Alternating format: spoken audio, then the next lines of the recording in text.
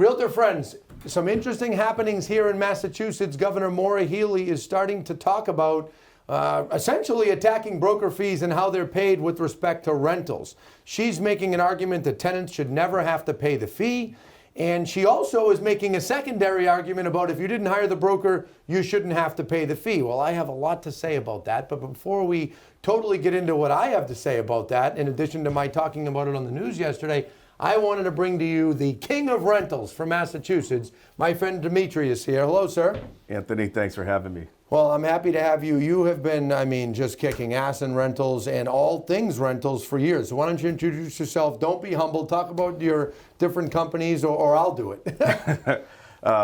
Thank you. My name's Demetrios Salpoglou. I'm the CEO of Boston Pads, and it's a technology platform that's hyper-focused on apartment leasing and multifamily sales. That in specific, we've aggregated over 18,351 landlords, which comprises over 214,500 apartment listings, 27,000 keys. We have over 1 million pictures, 79,000 galleries, 30,000. Holy smoke. This is all in Massachusetts? This is all in Massachusetts. Really, Greater Boston? Yeah, Greater Boston. And we spread out. We have 442 luxury buildings across the Greater Boston area and beyond. Wow. We constantly pick up luxury buildings. All right, and that's Boston Pads, all the tech, but you also own some rental companies. We do. That are with realtors or agents that are beating the street every day and assisting tenants and landlords with getting their units rented. Correct. So we have 6 current offices right now. The brands are Boardwalk Properties, Next Gen Realty, Jacob Realty, Douglas Paul Real Estate, and US Woo. And so the technology powers down to these, and it's fully integrated from click to close, all the way from your Google Click search engine, all the way down through the infrastructure. So we have all these real-time, reporting tools where agents can make accurate decisions. All right. So how many rentals you guys do last year? I mean, good years, bad years, we're going to do 6,000 to 10,000 rentals. 6,000 to 10,000. So, folks, I'm not exaggerating when I say he's the king of rentals from Massachusetts. And he and I, full disclosure, have been texting and in touch about some of the things that have been happening in the real estate space. And it's funny, in the summer, we were talking about how the Department of Justice was all over, the sales side of the business, which I was very much on top of. And some people 100%. Say I'm an expert with that. But on the rental side, I defer to you. And I talked about this in the news yesterday. I talked about how, and I want the realtor audience to know this, I am not some proponent of tenants absolutely having to pay. But my argument is when they step in and say tenants can't pay, or they make a secondary statement of if you didn't hire the broker, you shouldn't have to pay. Well, I think they're forgetting that things are done differently the further you go out in Massachusetts. And why don't you elaborate on that and explain your thoughts? Well, you've absolutely been probably the best proponent by far on the sales side and advocating for, and I say that sincerely. I don't think anyone's put in more of an advocacy for real estate agents than you. And I think you've been spot on. I think in terms of apartment leasing, I think that perhaps our legislature just doesn't understand the leasing process. Clearly. Because he's so nice about it. Well, I mean, what's the difference between rentals and sales? It's huge, right? Okay, first of all, the days on market, right? Secondly, the interaction and the speed. The average days on market for an apartment listing in Boston is 15 days. You don't necessarily see that in sales, right? It's a hell of a lot quicker, right? Yeah.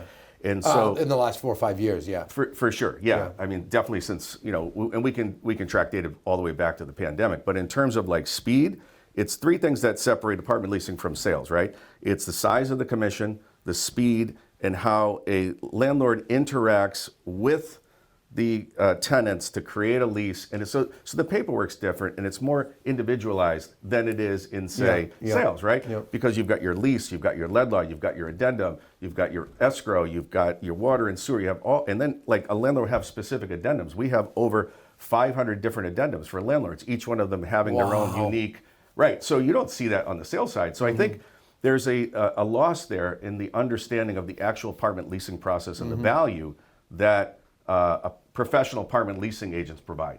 Okay, that's you're right. There is a loss of value on that, and I mean, I was talking to my dad about this last week, and my dad was reminding me that every industry gets, oh, the restaurant's too expensive, the lumber's too expensive. I mean, consumers, us included, have a tendency to criticize industries and criticize costs.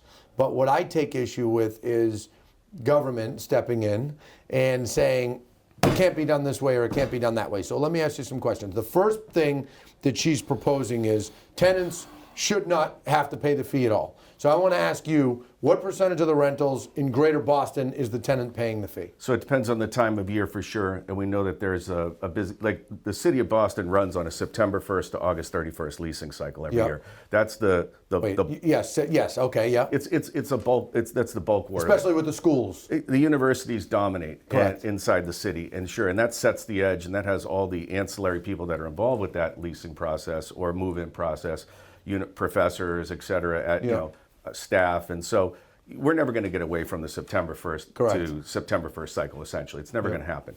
So that's always going to be in place. And then so leasing kind of follows and optimizes across each university, across each micro market, across each neighborhood, and you really have to understand the nuances of that.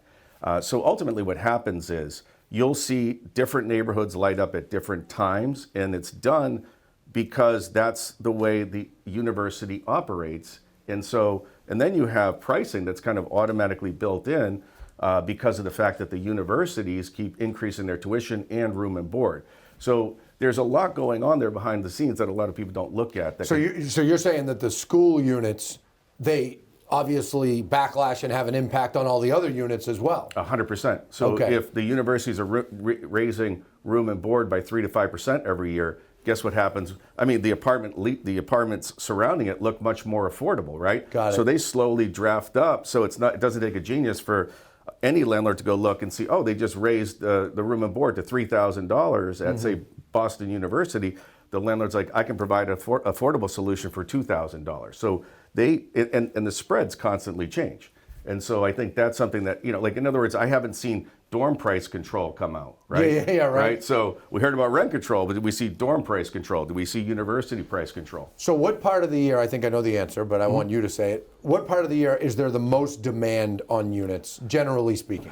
Well, it's I would say starting from January 15th to September 1st is people start. Correct. Yeah. And the sales cycle is pretty close to that, and the rentals have an effect on that because what we run into is landlords not wanting to allow leases to expire between September and March. So everyone's leases are expiring between really April to August. So buyers come out in droves late January, February, March, and sellers always, I'll never understand why they wait, but so many of them wait till spring. And to get the most money, when they list in February, late January, March. But so you're saying the rental cycle January to September, but when is the most demand on rentals? Which months? I mean, February, March, April. It's literally lights out right now all the way to September. If I had to pick the lights biggest, out busy. Yeah. I mean, I would say if I had to pick one month that was the busiest of them all, it would be July. But you have to remember, April's lights out, May's lights out, June shoulders to July. It's busy, but July becomes lights out. Well, July also because there's freakouts of I need to find a unit. Yeah, and so I think, there's different markets that open up and stuff that's been left behind. So the whole city opens up. And so, but most of the university stuff, close to universities, the students are renting earlier because they don't want to be flying out to go see their parents or leaving for the summer, then have to fly back and get an apartment a place to come back. So there's a cost associated with that. But what percentage, I want to go back to the question, what percentage of the time is tenants paying the fee in Greater Boston? Is it 80%? Is it 90%? Is it? Yeah, so the highest we've ever seen, like during the pandemic, was 80% of the landlords paying the fee, right? Of landlords paying? Oh yeah, during the pandemic, because we had a... Because you had a ton of inventory exactly. and no one moving here. Correct. See, and that's the part I want everyone to hear, and I talked about this on the news yesterday, and I said it to the governor and I said it to the mayor. If you want to solve this housing crisis, if you want to bring rents down, if you want to stop tenants having to pay, you need more supply. Yeah, it's absolutely a supply problem. I don't think they get that, though. Well, I think they do. I think it's just how do we figure it out and work with them to try to get the best solutions? And I think they have to listen to business leaders. Yeah. And so, but I haven't heard from them. Have you? No, I haven't. Okay. I own the guy who's rented the most apartments in the history of New England since the Pilgrims arrived in Plymouth. That would be me. Yeah. And I've never gotten a call from them. Never gotten a call from them. Never. And I am the owner of the fourth, close to being third, largest brokerage in New England as far as total sales transactions a year. Yep. I haven't heard from them. Right. And I know the governor. She's actually very nice, and she does a great job on many things. But on this, she's got it wrong. She's got it wrong, and it's very frustrating. So okay, so tenants. Wait, during the pandemic, landlords were paying 80% of the time, but that hasn't been the case in the last couple of years. Tenants are paying more. Actually, so what happened was, and we'll go into it real quick. So when everybody left, the greatest migration out of Boston we've ever had in the history. So landlords were renovating like crazy, like they'd never had before. They were updating everything. It was the first time they had vacancy, right? Yeah. So your normal leasing cycle, 2019, lowest unemployment rate, great economy. We still saw at the peak would come up for availability about 6%, right? And we know that 6% and above creates if we get to, so we have two different things, the real-time availability rate and the real-time vacancy rate. If you have a vacancy rate at 6%, you're going to have almost all the landlords paying the fee anyway. So this is really, that's all it takes. This is right. Now, You're here's the telling problem. me all it takes is 6% vacancy. That's all it takes. And then it flips and landlords are paying more often. That's it. I would have guessed a way higher number. No. And your availability rate also has that impact. Look, when people left during the pandemic and we went north of 10%, here's what happened. Landlords fixed all the properties. They lowered rent. They paid fees. Everybody ran back. It looks like a triple black diamond ski slope all the way down as we filled the apartments back in. Subsequent to that, and I knew it was going to be the lowest we'd ever see because people got a great deal after the pandemic. They got to live in a better first year. That first year. They got to get a better apartment that they ever had in a better neighborhood they ever thought they could get into or a better street because the units were better and they were coming back in and they were taking advantage of that. So subsequent to that, 3 years later, we average after that under 1% vacancy rate for 3 years straight. We're just starting to see 1% now in the real-time vacancy rate. And because of that, tenants are paying more often. That's right. Because landlords have more power. And that's exactly what I explained on Fox 25 yesterday. Because if they want to solve it, they have to make it easier to build. And I've been a licensed builder in Massachusetts since I was 22, so 21 years. Every 2 years, I have to go for continuing ed. I got to sit in 2 days of classes for 6 hours. Every 2 years when I go, it's harder to build. They got this energy efficiency 100%. rule, and they added that. And now the windows today that you have to use, right? Yep. The worst windows you could buy 25 years ago would have been the best windows you could possibly buy. 100%. And they're still not good enough. They still want better ones. So the state keeps making it more expensive to build. The municipalities, look at City of Boston, especially since Mayor Wu, and I don't care if she sees this, because all the developers are saying it, they just don't want to say it to her. She's made it harder to build. They make it more complicated. Permits, do you see permits in 35 plummeted. Permits got approved in November of 2024 in the entire city of Boston, 700,000 people, one of the biggest cities in the nation, 35 permits approved for new construction. What? I work with all the biggest landlords in our database, right? And I've got a stack this high of permit deals that landlords bring to me and say, please sell this for me because the risk is too high. And so normally landlords are going to permit or developers are going to permit that so they can go get a profit, right? But when you add too much affordability in there, to your point, when you add too much, it's like you're trying to build now a Mercedes or a Ferrari, but ask it be built at like a Hyundai price, if you will, right? I always say you can't get a Cadillac for the price of a Camry. It's that simple. So in many respects, it's good, right? We're trying to build the best housing stock possible, but the pricing of it and then adding in the affordability requirements. I mean, there are countless developers that will say to you, I don't care if you can build 3,000 units. When you have a 20%, 20%. it's impossible. It's mental. The math doesn't work. It's completely insane that these people think that developers make that much money that they can take 20% of their units and be forced to sell them less than market value. And they actually think they're still going to make a profit. Yeah. And that's why the developers say, I'm out. I'm not doing it. I served as a volunteer for the city of Boston, Plan Dudley, Plan Roxbury, Plan Nubian Committee. And a lot of those areas, they've really come up. I mean, it's not like there's been no improvement. And I tell you, there's a great group of people there. I think when you're on these boards and you're working with these people, it's great, right? And then you realize that some of them don't have a strong fundamental understanding of cost structure, right? Yeah. And so once you understand cost, you can see why development gets slowed down. There's a huge cost component that causes a pause, that takes issue with development itself, and here we are with unaffordable. I think, what I've suggested is, and a lot of people are not going to like this when I say it, but I think we need a 2 or 3 year moratorium on any affordability requirements whatsoever on any developments, just so we can stimulate growth. If I think that's great. If affordability was working, it would have already been working, right? So so we know the definition of insanity. We don't need to go into that. But they'll keep doing it, though. Okay, and then we'll keep having unaffordable Look at apartments. where I live, Watertown, right up the street. I've been there forever. in Watertown, mandatory 2-year demolition delay on any property. So it doesn't matter if you buy a property that is literally falling to the ground with seagulls living in the attic and raccoons, 2-year mandatory. Not just if it's historic, 2-year mandatory. You know what that's done in Watertown? Developers said, I'm out. Yep. And now we don't have more units. And now in Watertown, tenants are paying the fee most of the time. And so they don't recognize the impact that they're having. The other issue, secondarily, and I could speak to that. I bought an old house falling apart, like literally birds in it, like rats, open windows. And I go to build that property, and they slapped historical on it. And I said, who's historical here? And they're like, well, we really maybe don't. to the raccoons. Paul Revere's mouse maybe defecated in there for all I know. Possibly. But here's what we know. It wasn't, and they tied it up for several months, and developers have carrying costs. And I think the state and the city... No, the city, they have no compassion for it. Municipalities have no compassion for the money. Carrying costs. They have no compassion whatsoever. Taxes, water, insurance. I think risk. I think that the state has to get serious whether or not they want to treat developers kindly and see that a profit, if they make a profit, is an actual good thing. And so I think that therein lies the rub. I was on a committee one time, and a woman said to me kindly, she goes, the city is concerned with unjust enrichment on some of these. And I said, you mean a profit, you right? You mean you hate capitalism. I'm going to put $2 million in the ground, and I'm going to risk my life savings to go build a small multifamily building. Would you work for 2.5 years or 3 years for free? And if you ask that person, they'd say, absolutely not. I said, well, that's really what you're asking of developers, right? To put up their... They don't see it that way, though.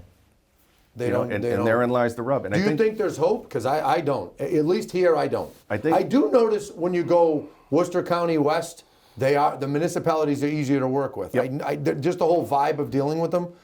Like when we were flipping houses one after the other outside the 495 belt, it was pretty easy to get permits. Yep. But you still have to follow the state rules, which every year get harder. Correct. But do you have hope? Because I don't. I think speaking to landlords, they obviously think it's a lot easier to do development outside of the city. There's no question about that. The further you go, the better you're treated. The question is, why don't we flip that and make all the landlords in Boston, developers, treated really, really well, treated with respect, have a spot at the table to discuss these things. I think if you're in an echo chamber, it's not going to work. And that's what they are. And you have to bring in business leaders and say, these are some common sense solutions. We work on that, we win. And I think we start bringing supply on. I think we're ready for it. Am I right to say, and you might not want to answer this, but I'll ask anyway, to say that development has slowed down dramatically since Mayor Wu's gotten in? Yeah, there's no question about it. Okay, because that's how I see it. And I know, listen, in her defense, slightly interest rates have gone up, inflation has screwed up, the cost of building. But if you compare it to other major cities, Boston is faring much worse as far as construction now since she's gotten in. And it's really just the whole vibe she's giving off with developers. Well, I think that's where you talk to business leaders and you say, look, okay, cost of borrowing went up, debt went up, materials went up, labor went up, everything went up. Okay, we're upping affordable units where the landlord's going to lose money. That makes no sense. So a leader says, you know what? Let's cut back on this. Go back to any community that says, well, we need more affordable units. You say, it's build as much as possible. Correct. That's how you get affordability. Right there, folks. Thank you. I've said it many times. All right, let's turn the page for a second here, because you and I could go on and complain about the municipalities in the state all day. All right, Instagram. For those of you that haven't seen it, go on to Mass Governor and go back to last week, and you will see a post that really got my attention. You didn't hire the broker. You shouldn't pay the fee. Let's end renter-paid broker fees. So, first of all, I don't think they realize, as you said, these two comments contradict one another. So if we break them apart and we say, you didn't hire the broker, you shouldn't pay the fee. What about outside of Greater Boston, or heck, even inside sometimes, because we have it happen all the time. Our relocation team, we get incoming folks that are looking for rentals. And by the way, I'm going to introduce you to our relo VP after this. We get people, oh, hi, there's a doctor moving in, there's an accountant that works at Children's Hospital, whatever. They want to rent a place for a year. So one of our agents takes them around for the weekend, shows them the property. Sometimes, more so when it's outside of Boston, when they find a property they like, they write a rental proposal, they propose it to either the landlord's broker or directly with the landlord, depending on the property. And they often they request that the landlord pay our company's fee when representing the tenant. Now, if they get their wish with this silly post, that wouldn't be allowed. So now they'd be hurting the tenant and tenant representatives' ability to get the landlord to pay. What is your thoughts on that? My thoughts are sound bites are good back in the 90s. Yeah. But we've got to get in awesome podcasts like this where we can actually matriculate and talk about the bigger issue. There's a whole host of things you negotiate beyond the fee, right? Parking, utilities, what's included, length of lease. And so all those things factor in, and landlords are willing to negotiate on those things. And first of all, I think the bigger broad question is the system broken? And the answer is no. We've done 1.5 million showings of apartments on a disclosed dual agency, notification form. We've never had anybody have an issue with that. Everybody knows that you're working towards progress of finding an apartment. Yep. They know some properties are going to be full fee, half fee. They come to your website. It says it in advance. It openly states what the fee structure is.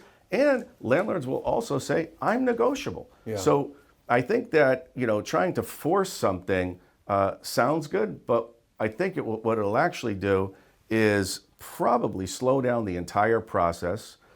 My biggest concern right now, and there are many of this, is that most landlords, let's say they decide to go do it themselves, try to rent it themselves. Most of them do not know how to do the leasing paperwork properly. So many of them I talk to on a daily basis have illegal things in their addendum, but they don't know it. They just made it up. They're good people. They put it in there, and I go, you can't put in late fees day one, 10%. Correct. They're like, why can't I? I go, look, so here's there's going to be winners and losers with this if it passes. Lawyers are going to win. Lawyers are going to win because just like ambulance chasers, you're going to have lawyers that reach out to all these tenants, and we've seen that these tenant chasing lawyers now that try to make money. Is that going to make money for the landlord? No, it's going to cost the money. So landlords are going to lose. Lawyers are going to win. Who else stands to benefit? Yeah, right? We have to look at who the winners. I don't even know if the lawyers will win. I mean, I do. You think so? I do. I think strongly about that? I think that because tenants. Well, because you're saying they'll have lawyers represent them more. So because they'll have bad paperwork. Right? So yeah, but bad paperwork happens every time brokers aren't involved. It happens. I mean, I have family members that they've rented their units for years, and now that I got in the business, they turn them over to us. I look at existing leases. They got the security deposit totally missed. I'm like, where's the security deposit? Oh, I put it in my bank account. Whoa! Or lead paint. Lead paint. They all fumble. And I'm like, what in the hell? So, it's not done correctly. And if the onus was to try to put it onto the landlord, and it sounds like what they're trying to do, or I'd love to have a meeting and understand what they're trying to accomplish there. If that's the goal, then I can say with absolute certainty there'll be more lawsuits and more landlords that make mistakes on paperwork inadvertently. They're good people. A lot of them are immigrants that came and they bought a piece of real estate. Yeah. They're living the American dream. Sometimes I have to get translators to help. Yeah. Landlords put information on their property because they don't know better. They just made up their own stuff. Well, and what you were saying earlier before we went on camera, and I want you to elaborate on that as your last thought, the smaller landlords are going to have a harder time with this. Absolutely. They're going to be disproportionately impacted. And explain that. Well, I mean, look, in Massachusetts, small landlords provide about 65% of the housing in Massachusetts, right? And so 65% of the housing for tenants in Massachusetts are by small I believe that. I believe that. Yeah. Okay. Right. And so if a landlord rents, let's say he owns a triple decker, and the tenant stays for 5 years, they don't know what legal updates happened in the last 5 years. And a lot of them are still on paper from old paper leases. And so they're not keeping up with stuff. So they're going to be disproportionately impacted, not only on the legislative side, but also understanding what they need to do. And so now you're asking them to pay the fee. Most of those smaller landlords don't keep up as to date on pricing, trust me, I know, than luxury buildings. These big buildings are constantly looking at rental optimization. They have rental optimization software, right? And so they're doing that on a daily basis. Do you think that small mom and pop landlords using that software? No, they're not, right? No, of course they're not. Now let me ask you a question. Do you agree with what I said on Fox yesterday, literally live on camera? You didn't see it yet. It hasn't been released yet, but it'll be released today. I said, mark my words here on the live news, they pass this, rents will go up the next day. Yeah, I mean, because the landlords are going to say, at least the corporate ones that are in the know, they're going to all raise their rents. And then the longer term tenants, they're going to get hit harder and end up spending more. Am I right about that? No question. In fact, if I have time to read off a few data points, Sure. if you want, we can Do talk it. about that. We got a few minutes. We sent out a survey to 18,000 landlords. But you do agree with me that rents will go up? Oh yeah, Okay. well, the facts are the facts. Like, do you believe smaller landlords will be disproportionately affected by this change? 93.2% said yes. Okay. Would this change? Who got asked that question? The landlords? We sent it out to all landlords. Okay, Yep. keep going. And so large and small. Okay. Would this change make it more challenging for you to maintain or improve your rental properties? 87.6 said yes. Yeah. Do you currently rent your properties through an exclusive agent? We should talk about that. 68.9% said no. Right? So if you think about the implications of that, they're putting it out there because landlords know best on an open market, because landlords want their properties rented as quickly as possible. Yes. And that's it. It's speed. They want three things. They want speed, least amount of disruption to the tenant, right? They want the highest qualified tenant, and they want the most showings as quickly as possible. They want it over so the tenant isn't disrupted. Landlords know best. The facts are there. They're not, these Keep are going. incontrovertible. Okay. Do you use, if you use an exclusive agent, do you pay the fee?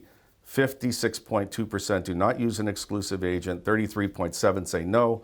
10.1% say yes. Wait, do you pay the fee? 33.7 say no to paying the fee. Correct. Right. And so 10.1% say yes. Right. So if real estate agents left the industry due to less opportunities, do you think it would negatively impact your real estate business? There's no question. 73.6% of landlords said yes. Well, it would hurt the tenants too. 100%. Listen, my own sister is at Boston University, and when she had to find a unit, I sent her to a friend that I grew up with, at Colonial Real Estate. I don't know if you know them over in Brookline, and he helped her find a unit, and guess what? I paid the fee. Okay. I paid the Right. The Yeah. guy's got to get paid. Yeah. And I knew me finding her a unit, it wouldn't jive, and he found it. And he nailed it all. So that's super interesting to me. There's two things that I want to regroup on. You had made a comment. Oh, I know what it was. You said during COVID, when that hit, all of a sudden the landlords were paying the fees everywhere. Yeah. Think about that, folks. So within a matter of a couple of months, when there was suddenly more supply, all of a sudden, bang, landlords are It paying. gets even better than that. Explain. Right? Landlords were dropping security deposit. Landlords were saying you can build your security deposit over 6 months. Landlords were dropping last month's rent. Landlords were throwing in free parking. There was so many incentives there. And all because of increased. Supply. That's it. Now, what percentage of the units were vacant then? Well, the highest I think we ever saw for availability was 15.1% 15. available. 15. But 1.5. think about that. We're not talking 50. Oh, no. 1.5. And I think the vacancy, if we go look at the real-time chart, I think it was hovering right at 10%. And that was for a very short period of time. So if we just focused on supply and I think we need, look, I think the city has to get serious about rezoning. And instead of these triple deckers, I think we need to go to 6 stories across most of the city, combine lots, and then let builders build without having to worry about affordability. Let them go, take the risk. There's so much cost out there. The labor is so high. Labor is through the roof. You know this, right? You don't hear you don't hear anymore. We used to hear about I've been doing this for a long time, and I know you have to. You'd hear it in 2000.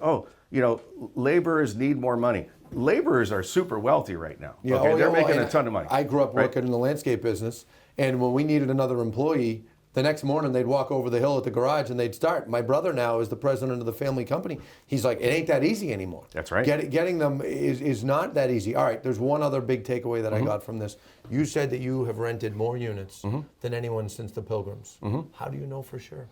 Well, look at, there's 3 factors, right? Longevity, Yeah. right? So who's been doing it longer than we have, Yeah. right? Number 2, who's had more offices focused on leasing than we have? Yeah. Nobody. I Number know. 3, we have the web stats and all the rents to prove it. So I think that when you That's look, impressive. You've cornered it. And you got in, we could do a whole other podcast. You got into rentals, what, right out of school or what? Yeah, 1994 when I started renting apartments. Geez, you started about 9 years before me. Yeah. Oh, no, 10. I started in 04 in sales. Yeah, and it's been a long walk between real estate and technology the whole time. And so we built websites that were neighborhood focused to look at all this data.